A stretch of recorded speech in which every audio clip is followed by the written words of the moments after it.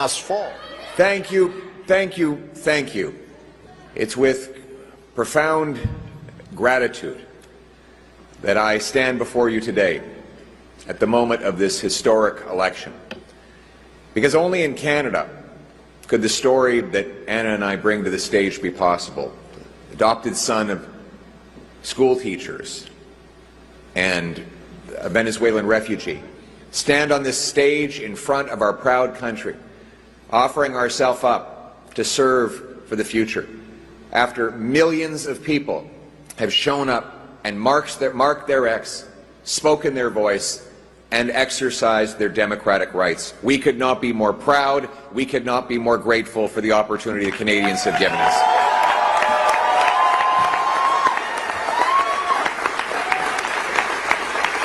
And speaking now of Anna, I want to take a moment to thank my incredible wife. She's been by my side. She's my rock.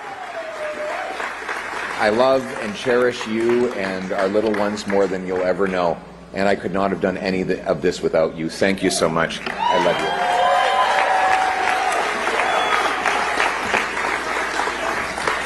you. Now, my message to Canadians.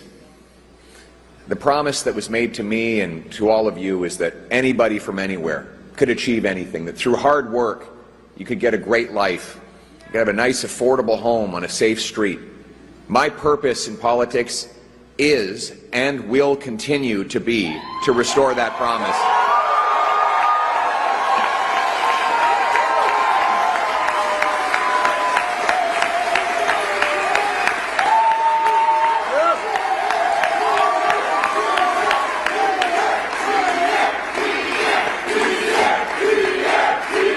Thank you.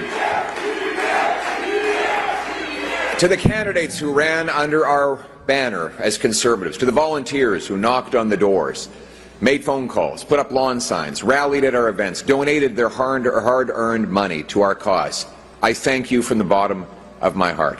To the millions of people who voted for the Conservative Party and put their hopes and dreams in our vision, thank you. It will be an honor to continue to fight for you and to be a champion of your cause as we go forward.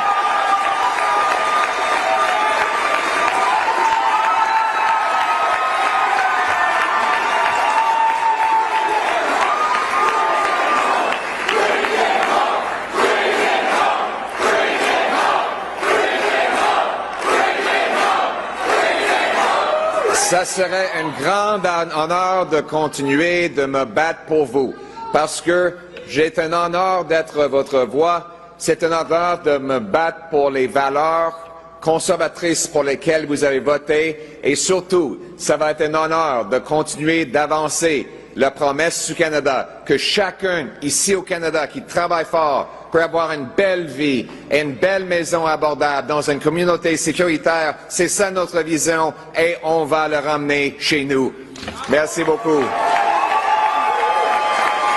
To my fellow Conservatives, we have much to celebrate tonight. We've gained well over 20 seats. We got the highest share of vote. Our party has received since 1988. We denied the NDP and Liberals enough seats to form a coalition government, meaning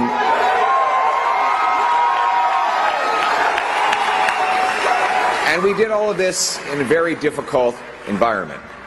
That said, we are cognizant of the fact that we didn't quite get over the finish line yet. We know that change is needed, but change is hard to come by. It takes time. It takes work. And that's why we have to learn the lessons of tonight so that we can have an even better result the next time the Canadians decide the future for the country.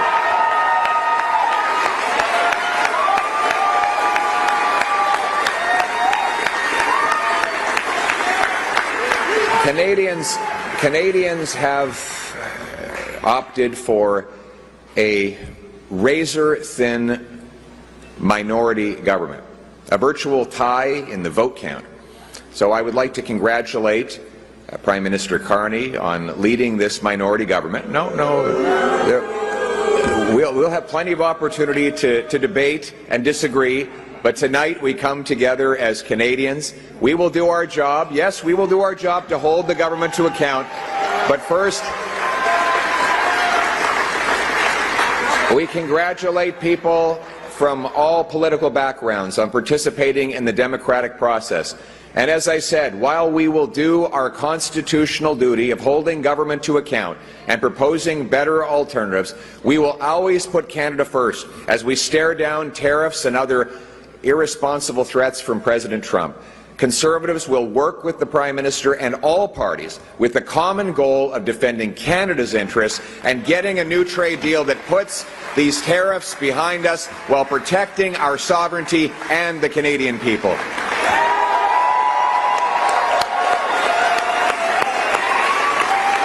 I want to thank my Conservative team, my caucus, my members of the Conservative staff and others who've helped reshape the entire political landscape in this country.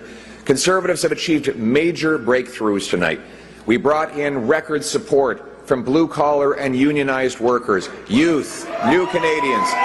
We gave voices to countless people across this country who've been left out and left behind for far too long. We won the big debates of our time on the carbon tax, on inflation, on housing, on the drug crisis, on crime. Conservatives have been leading the debate, and we will continue to put forward the best arguments to improve the lives of our people right across this country. But we will not stop there. Every single day, our Conservative caucus and I will be holding the government to account on behalf of the millions of Canadians who believed in the message of change. En tant que parti, on a grandement élargi notre soutien et chaque jour, le caucus conservateur et moi allons travailler à Ottawa pour rendre des comptes du gouvernement au nom des millions de Canadiens qui ont décidé de voter pour un vrai changement. J'ai eu l'honneur de parcourir le pays et parler aux milliers de personnes qui ont partagé leurs préoccupations, leurs peines, leurs espoirs. Everywhere I went, hard-working people took precious time out of their day to tell me about their struggles, their pain, their fears, but also their hopes and dreams. Welders and waitresses, farmers and factory workers, seniors, small business owners and single mothers, young Canadians and young families pleading for the chance to own a home, parents who worried that their kids would never be able to move out of their home, grandparents who saw their grandchildren suffering from the shortfalls of our economy, and countless others who are afraid to go outside because of the rising wave of crime. All of these stories touched my heart and gave me inspiration to work towards something better. These people continue to need voices, and I will continue to fight for them every day, and every day we will never give up on fighting for the Canadian people.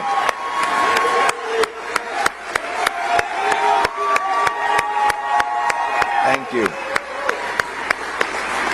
We hear your stories. We will carry those stories with us into Parliament. We will not forget the people for whom we work and for whom we fight every day. Now, I know that some of you might be disappointed that change did not get over the finish line tonight. Change takes time. Most of all, it requires that we never give up, because our people and our country are worth fighting for.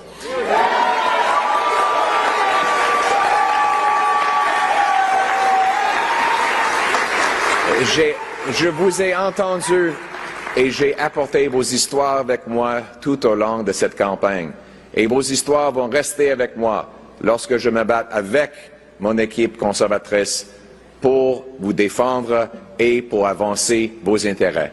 À ceux qui ont désespéré besoin de changement, je sais que vous êtes déçus. Le changement est difficile et ça prend du temps. Surtout, ça veut dire qu'on ne peut jamais lâcher. Parce que notre pays et son peuple méritent qu'on se batte pour eux. I will never give up on fighting for everyone who stood with us today and the millions of people who voted for other parties. And so, my message tonight For the single mother working 2 jobs but still has an empty fridge and an empty bank account. For the young people who despair at never being able to afford a home. For the seniors on fixed incomes whose savings are eroded by inflation and no longer feel safe in their local neighborhood parks. For those who are now living in fear and terror because of crime. For those worried about losing their jobs because of unacceptable tariffs from the United States of America. For all of those who feel left behind and forgotten, my message is one of hope. Change will take time, but we will fight for that change, and we will deliver that change, and we will never give up on fighting for the great Canadian promise that anyone from anywhere can achieve anything, that hard work